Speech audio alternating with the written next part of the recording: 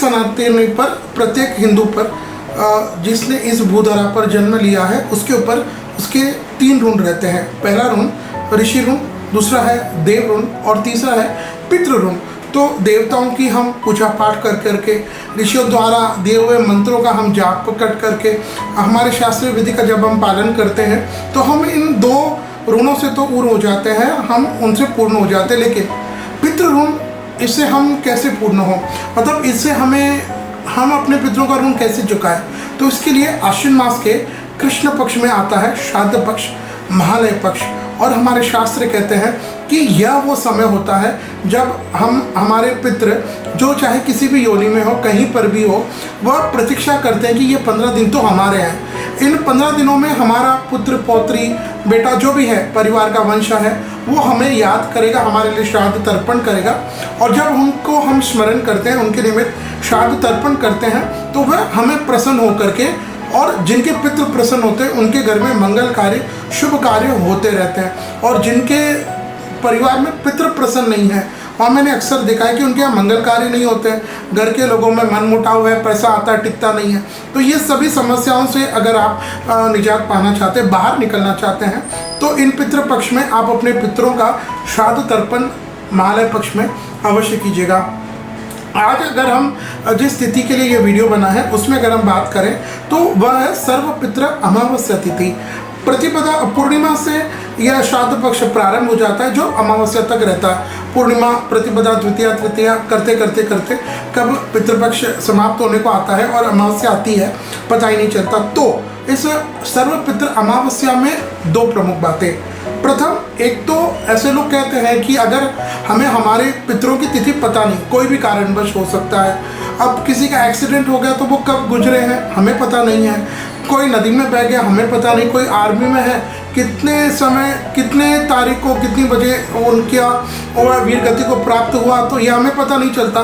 तो या फिर हम जॉइंट फैमिली आजकल कहाँ रहे, आजकल सब न्यूक्लियर फैमिलीज में है। तो अगर हम छोटी फैमिलीज में रहते हैं तब भी हमें ऐसा होता है कि बड़े बताने वाले हमें कोई नहीं रहते, और तब हमें हमारे पितरों का श्राद्ध तर्पण तिथि क्या है हमें पता नहीं रहता। तो ऐसी परिस्थिति में अगर हमें हमारे श्राद्ध करना है, मन में इच्छा बहुत है, लेकिन हमें हमारे पितरों की तिथि पता नहीं है, तो सर्वपित्र अमावस्या तिथि को आप योग्य विद्वान पंडित जी को बुला करके अपने घर में श्राद्ध तर्पण करें। अब देखिए, श्राद्ध तर्पण का मतलब सिर्फ इतना नहीं है कि इस दिन हम एक पंडित जी को बुला लें, उनको कुछ भोजन करा लिया, या फिर आजकल एक नया ट्रेंड चल रहा है कि किसी गरीब को जिमा दो, गरीब को भोजन करा दो, अनाथ आश्रम, वो सब कीजिए, बिल्कुल करना है, आई एम विद इट। लेकिन जब आप ब्राह्मण को बुला करके ब्राह्मण के अधिकार का किसी और को देते हैं, वो सारे काम करिए, जहाँ आपका मन हो, इच्छा हो, वो सभी करिए। लेकिन ब्राह्मण का ये तर्पण, ब्राह्मण को भोजन की जगह वो आप करेंगे, वो नहीं काम करेगा। वित्त मंत्रालय देखता है, गृह मंत्रालय देखता है, हर मिनिस्ट्री अपना काम करती है। You can't interfere into the other ministry. तो जिन कुल का, जिन वर्ण का, उनको अगर आप साइड का लाइन कर करके अन्य जगह, इसकी जगह उसका, तो विसारे करिए। ब्राह्मण को बुला करके मात्र भोजन नहीं, भोजन से तो वो ब्राह्मण तृप्त होते हैं, आशीर्वाद दे करके जाते हैं, लेकिन पितृ तो श्राद्ध से तृप्त होते हैं। श्राद्ध यानी पंडित जी जब आते हैं तो तर्पण करते हैं, दूध का है ना, जनेऊ है, अक्सर ये सारा विधि होता है जो पंडित जी करते हैं। लगभग 45 मिनट, एक घंटा लगता है तर्पण, ये सारा होता है, पिंडदान ये सब भी करते हैं। तो ये जब आप करते हैं तो वो जब आपने किया, केवल ब्राह्मण को भोजन कराने से पितरों तक नहीं जाता। जब आप श्राद्ध तर्पण कराते तो वो एक्चुअल आपके पितरों तक जाता है। मान लीजिए आपके पितृ हाथी की योनि में, तो हाथी को सबसे अधिक प्रिय क्या है? गन्ना, शुगर केन। अब आप पंडित जी को बुला करके खीर पूड़ी तो खिला रहे हैं, ठीक है, लेकिन वो खीर पूड़ी पंडित जी के पेट तक रहेगा।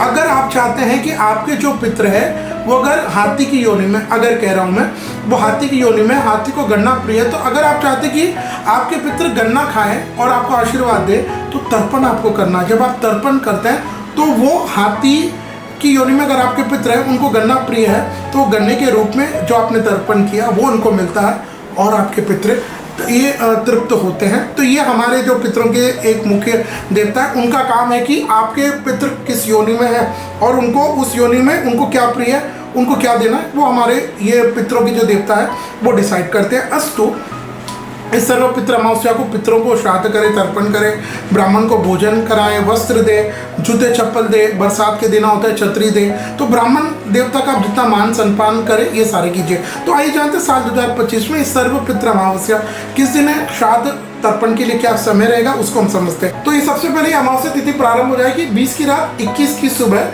21 सितंबर 2025 को रात्रि के 12:17 और अमावस्या तिथि समाप्त हो जाएगी 22 सितंबर 2025 को रात्रि के 1:23। तो इसके हिसाब से यह अमावस्या का श्राद्ध हुआ 21 सितंबर 2025 को। और श्राद्ध तर्पण के लिए जो अपराह्न का समय रहता है वह दोपहर के 1:22 से 3:47 के बीच में आप श्राद्ध तर्पण कीजिएगा। कई लोग ऑफिस जाना होता है सुबह सुबह कर लेते हैं, नहीं, पितरों का श्राद्ध और तर्पण अपराह्न काल ही होता है। जैसे देवताओं को जो समय मॉर्निंग सुबह को होता है, तो पितरों का समय अपराह्न काल में होता है। इस अपराह्न काल में ही आप योग्य विद्वान पंडित जी से श्राद्ध तर्पण कराइए।